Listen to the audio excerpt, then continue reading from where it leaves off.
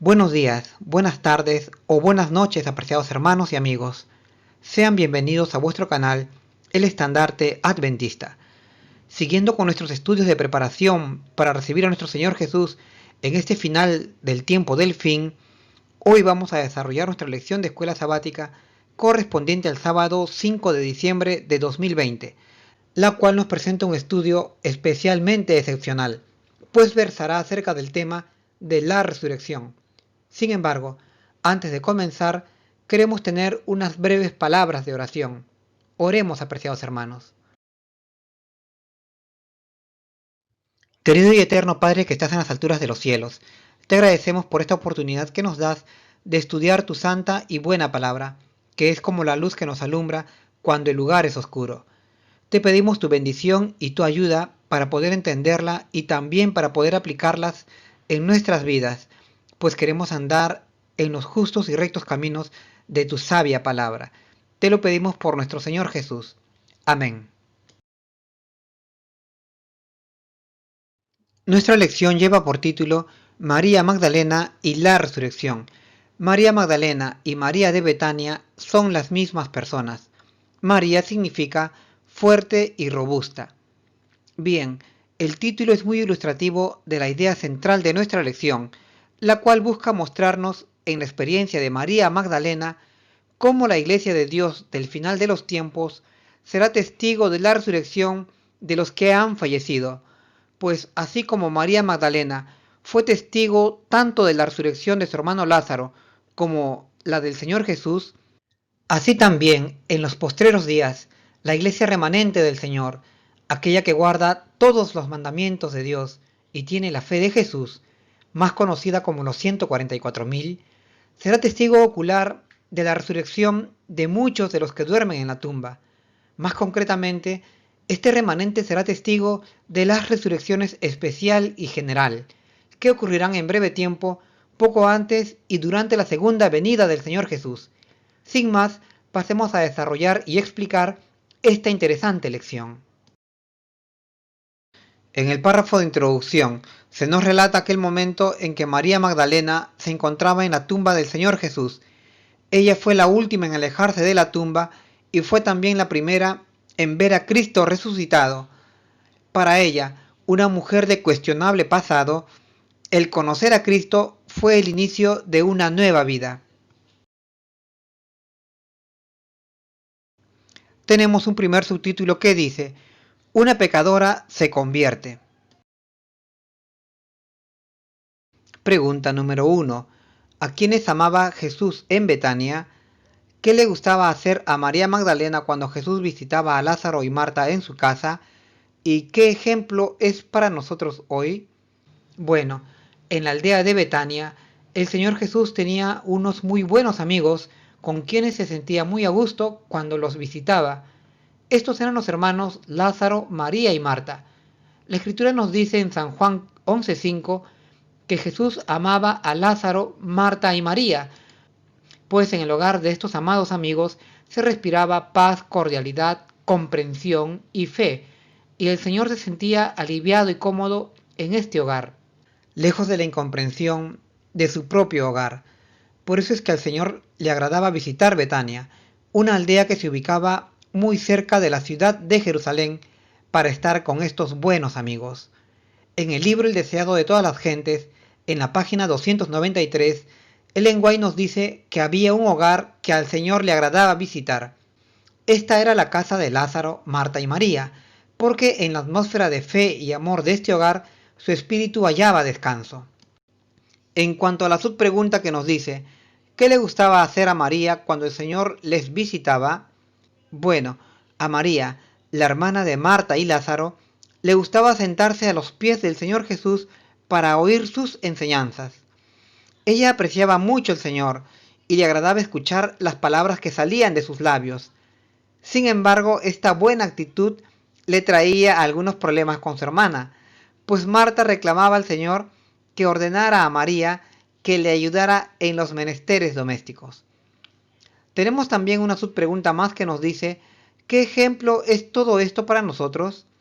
Bien, creo que la lección que podemos extraer nosotros de esta familia es decir, del hogar de Lázaro, Marta y María, es el procurar también que en nuestros hogares reine una atmósfera de paz, afecto y hospitalidad entre hermanos y amigos, pues así era en el hogar de Lázaro, y por eso es que el Señor apreciaba mucho este hogar. Pasemos ahora a la siguiente pregunta. Pregunta número 2. ¿De qué fue curada María Magdalena y cómo era considerada María Magdalena en su juventud?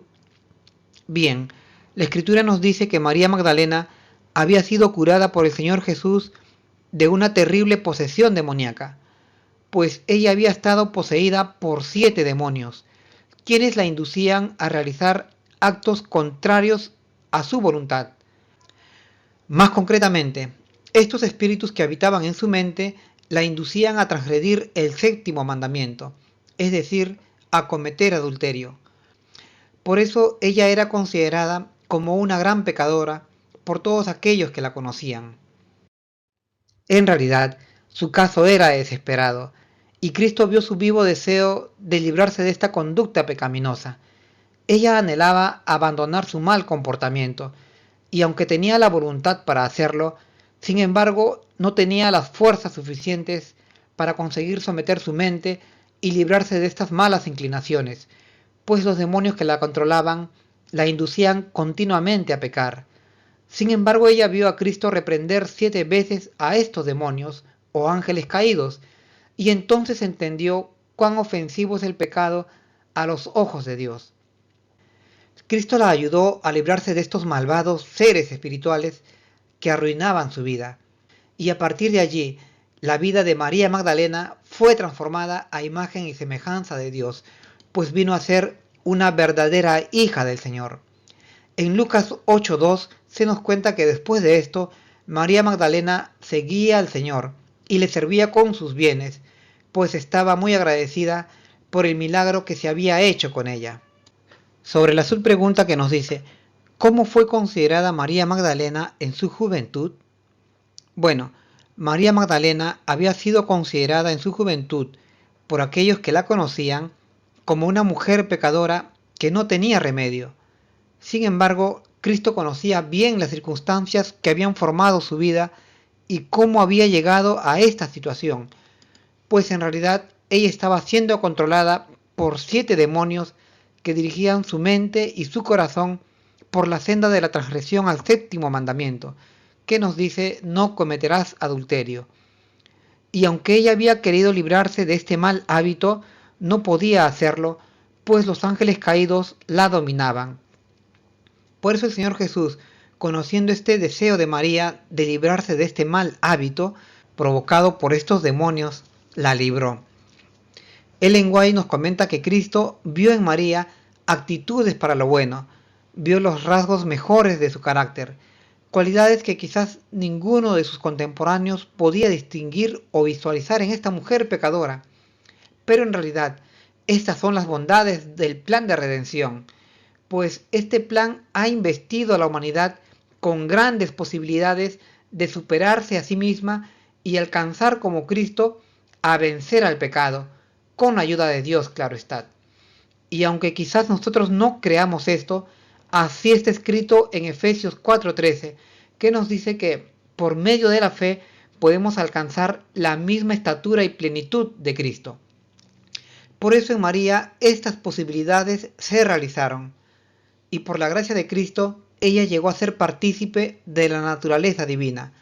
Así está escrito en el libro El deseado de todas las gentes, página 521.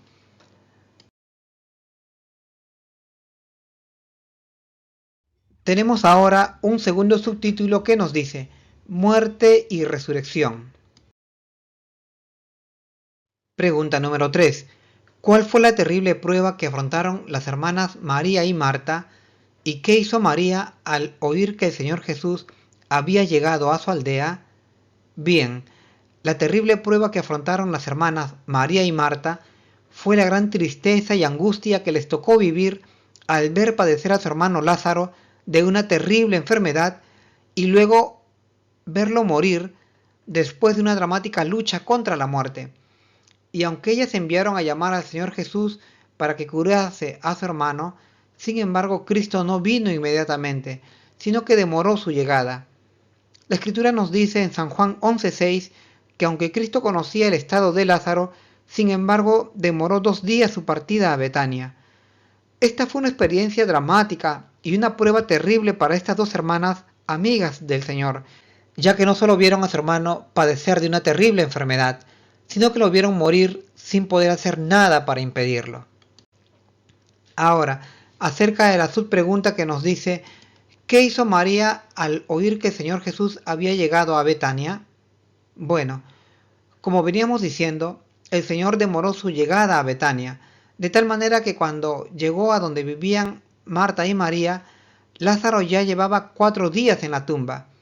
Entonces María, al oír que el Señor Jesús había llegado y que se encontraba frente a la tumba de su hermano, fue deprisa a donde se hallaba él. Su fe en Cristo no había disminuido, a pesar del sufrimiento vivido por su hermano muerto. Ella quería hablar con el buen maestro, pues necesitaba saber por qué demoró y no vino a curar a su hermano. Ellen White, en el libro El deseado de todas las gentes, página 486, nos explica un poco más sobre esto y nos dice que aunque el Señor conocía el padecimiento de su amigo Lázaro y el sufrimiento de las hermanas Marta y María, sin embargo, permaneció alejado de aquel lugar, pues tenía la intención de dar una lección a sus apóstoles y a los incrédulos judíos acerca de su divinidad. De todas formas, Cristo proporcionó su gracia a las atormentadas hermanas para que se sostuvieran en esta difícil experiencia. Pasemos ahora a la siguiente pregunta. Pregunta número 4. ¿Qué dijo María al ver a Jesús? Y sin embargo, ¿qué gran milagro hizo Jesús en Betania ante muchos testigos? Bien, cuando María vio al Señor Jesús cerca de la entrada de la tumba de su hermano Lázaro, ella, postrándose a sus pies, le dijo con labios temblorosos, Señor, si hubieras estado aquí, mi hermano no habría muerto.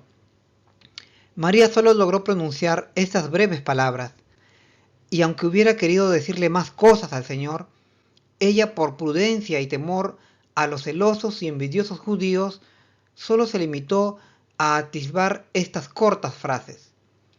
Entonces el Señor, al ver a María y a los judíos que venían con ella llorando, se estremeció en su espíritu y se conmovió.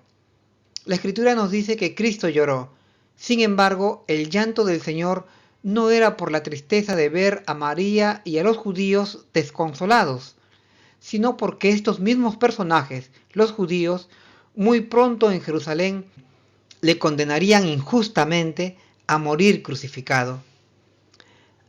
Ahora, acerca de la subpregunta que nos dice, ¿qué gran milagro hizo Jesús en Betania ante muchos testigos? Bueno, la Escritura nos dice que en este lugar de Betania, en la tumba de Lázaro, el Señor Jesús realizó el milagro más asombroso que se diera durante su ministerio terrenal, pues resucitó a un muerto que llevaba 4 días en la tumba. El Señor ordenó que se quitara la piedra que cerraba la entrada de la tumba de Lázaro, y aunque Marta se opuso diciendo, Señor, hiede, pues ya tiene 4 días, aún así el Señor ordenó, quitad la piedra. Y habiendo dicho esto, llamó a gran voz, Lázaro, sal fuera. Y el muerto salió con las manos y los pies atados. Jesús entonces ordenó, desatadlo y dejadlo ir. Entonces, muchos de los judíos que habían venido a visitar a María, al ver lo que hizo el Señor Jesús, creyeron en él como el Mesías prometido y el divino Hijo de Dios.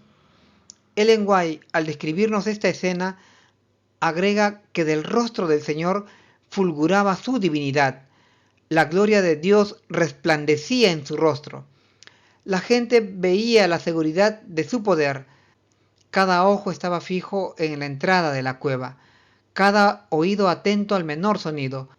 Con interés intenso y doloroso, todos aguardaban la prueba de la divinidad de Cristo, la evidencia que habría de comprobar su acerto que era el Hijo de Dios. Pasemos ahora a la siguiente pregunta.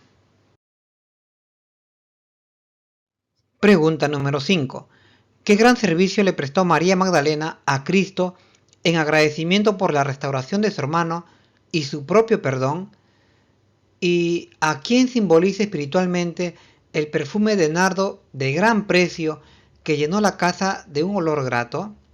Bien, el servicio que le prestó María Magdalena al Señor Jesús como agradecimiento por haber resucitado a su hermano Lázaro y también por haberla perdonado, fue el de ungir en vida el cuerpo del Señor con un perfume de nardo carísimo, preparándolo así para la sepultura. Esto ocurrió en Betania, en la casa del fariseo Simón, quien, agradecido al Señor por haberle curado de la lepra, hizo una cena en su honor. Así está escrito en Mateo 26:6. Allí también estaban presentes Lázaro, quien había resucitado, Marta, su hermana, quien estaba sirviendo la comida, y María estaba a los pies del Señor, escuchando atenta las palabras que salían de los labios del Maestro. Ella escuchó decir al Señor que estaba muy próxima a su muerte, por lo que, conmovida de tristeza y por el aprecio que sentía por el Señor, fue y compró con mucho sacrificio un perfume de nardo muy caro, de un valor de 300 denarios, equivalente al salario de un año de un jornalero. Luego, ya en casa de Simón el fariseo, queriendo ella pasar desapercibida, ungió los pies del Señor con el perfume de nardo. Sin embargo, el aroma del perfume llenó toda la casa y todos se dieron cuenta de lo que ella había hecho. Había ungido en vida el cuerpo del Señor, demostrando así a Cristo todo su afecto y devoción que sentía por él, tanto por su perdón como por la resurrección de su hermano. Así también será con todos aquellos que logren la victoria sobre el pecado por medio de la fe en Cristo Jesús. Tendrán una gran devoción y agradecimiento por Cristo Jesús. Ahora, acerca de la subpregunta que nos dice, ¿qué simboliza espiritualmente el perfume de nardo de gran precio? Bien, este buen perfume de nardo de gran precio tiene un doble simbolismo. En primer lugar, este buen perfume es el aroma de la completa salvación, conseguida por Cristo Jesús ante el Padre Celestial. Salvación que el Señor consiguió con su muerte en la cruz del Calvario y que confirmó con su resurrección. Pero también este buen perfume simboliza el gran aprecio y devoción que sienten todos los salvados por Cristo Jesús, pues fue Cristo quien consiguió la redención de todos ellos. Así está escrito en Efesios 5:2 y en 2 de Corintios 2:15, respectivamente. Pasemos ahora a la siguiente pregunta. Pregunta número 6. Al no reconocer a Jesús en el jardín después de la resurrección, ¿quién pensó María que era el segundo Adán? ¿Y qué mensaje le dio Jesús a María como la primera evangelista? Bueno, aquel primer día de la semana en que el Señor Jesús había resucitado, María, al no encontrar al Señor en el sepulcro, se puso muy triste y sollozando salió de aquel lugar en un intento de buscar el cuerpo del Señor, pues ella lo apreciaba mucho, y la idea de saber que el cuerpo del Señor había desaparecido la afligía en gran manera. Y así, con los ojos llenos de lágrimas, salió hacia el jardín, cuando de pronto una voz le dijo: «Mujer, ¿por qué lloras?». Ella, creyendo que se trataba del jardinero que le hablaba, le respondió sin mirarlo: «Señor, si tú lo has llevado, dime dónde lo has puesto, y yo lo llevaré». No podía reconocer que aquel que le hablaba era el Señor Jesús resucitado, porque sus lágrimas la cegaban. Entonces el Señor Jesús, insistiendo, le dijo: «María». Y en ese momento ella reconoció la voz del Señor, y volviéndose entonces exclamó: «Maestro», y se echó a sus pies. Ahora, sobre la subpregunta que nos dice, ¿qué mensaje le dio Jesús a María como la primera evangelista? Bueno, el mensaje que le dio el Señor a María fue que le dijera a todos los discípulos que Él había resucitado y que ahora subía al cielo a encontrarse con su Padre Celestial, el cual también era el padre de todos sus discípulos, y por tanto ellos venían a ser hijos de Dios. Entonces María Magdalena fue al aposento alto, que era el lugar en donde estaban reunidos todos los discípulos del Señor y la madre de Jesús, y les dio la noticia de que había visto al Señor resucitado y también aquel buen mensaje de que ellos eran hijos de Dios, por la victoria del Señor sobre la muerte. Tenemos un subtítulo final que dice, Las grandes resurrecciones. Pregunta número 7. Cita las tres grandes resurrecciones en el fin del tiempo. ¿Qué diferencias existen? ¿Y cómo está relacionado Jesucristo con estas resurrecciones? Bien, las tres resurrecciones de las que nos habla la Biblia son, primero, la resurrección especial o parcial, segundo, la resurrección general de los justos y tercero, la resurrección general de los impíos.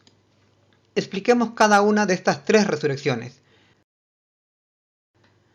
La primera resurrección, llamada también resurrección especial o parcial, o la de justos e impíos, es la que está contemplada en Daniel 12:2 y en Apocalipsis 1:7, pero también en los evangelios de Mateo 26:64, Marcos 14:62 y Lucas 22:69, cuando el Señor Jesús desarrolla esta idea al declararle a aquellos que le juzgaban que vivirían para verle venir en las nubes de los cielos. En Daniel 12:2 se nos dice que en el tiempo del fin, muchos de los que duermen en el polvo de la tierra serán despertados, unos para vida eterna y otros para vergüenza y confusión perpetua. Es decir, esta resurrección estaría incluyendo a buenos y malos. Los buenos serían aquellos que se levantan para vida eterna, y los malos serían aquellos que se levantan para vergüenza y confusión perpetua. Podríamos decir que en esta resurrección estarían aquellos malvados que condenaron a morir crucificado al Señor Jesús, tales como Anás, Caifás, Pilatos, Herodes, y también los que le traspasaron, como los soldados romanos. A todas estas personas el Señor les prometió que vivirían para verle venir en las nubes junto a su Padre Celestial. Y los buenos que serían levantados en esta resurrección serían aquellos que anhelaban ver el día de la gloria del Señor Jesús, como Rey de Reyes y Señor de Señores, tales como el mismo profeta Daniel, ver Daniel 12:13, también el patriarca Abraham, ver San Juan 8:56, y también los pioneros adventistas como Ellen White, Jaime White, Guillermo Miller, Urias Smith, Joseph Bates, etc. Todos ellos anhelaban ver al Señor Jesús en su segunda venida. Esta resurrección tiene lugar durante el derramamiento de la séptima plaga o séptima copa de la ira, cuando ocurre aquel gran terremoto que hunde todas las islas y los montes, y se abren los sepulcros y muchos de los que fueron buenos y malvados salen de la tumba para ver al Señor Jesús que viene en las nubes. Sobre la segunda resurrección, esto está contemplado en Apocalipsis 26 y en San Juan 5:29, y es llamada también como resurrección general de los justos. Sobre la segunda resurrección, esto está contemplado en Apocalipsis 26 y San Juan 5:29, y es llamada también resurrección general de los justos. Aquí se incluiría a todos aquellos que murieron y que tienen sus nombres escritos en el libro de la vida, pues han pasado positivamente el juicio investigador. Esta resurrección ocurre cuando el Señor Jesús, al llegar a la tierra por segunda vez, ordena con una potente voz de mando, con una potente voz de arcángel y con trompeta de Dios, que se levanten de la tumba todos los que murieron con su fe puesta en Él. Así está escrito en Apocalipsis 26 y en San Juan 5:29. Ahora, acerca de la tercera resurrección o resurrección general de los impíos, esta tiene lugar 1000 años después de la resurrección general de los justos. Así está escrito en Apocalipsis 25 al 6. Y si nosotros tenemos oportunidad de quedar vivos hasta la segunda venida del Señor, entonces seremos testigos oculares de estas tres resurrecciones, tal como María Magdalena fue testigo ocular de la resurrección de su hermano Lázaro y la del Señor Jesús. Ahora, acerca de la subpregunta que nos dice, ¿cómo está relacionado Jesucristo con estas tres resurrecciones? Bien, la Escritura nos dice que todo aquel que cree en el Señor Jesús, aunque esté muerto, vivirá o resucitará. Así está escrito en San Juan 11:25.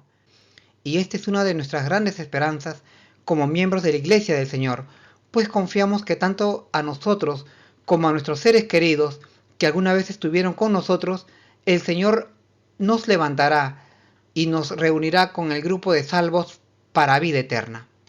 Bueno, hasta aquí, apreciados hermanos, mis comentarios a esta interesante lección de escuela sabática. Espero que os sea de utilidad en vuestros estudios. Es mi deseo en el nombre del Señor Jesús. Amén.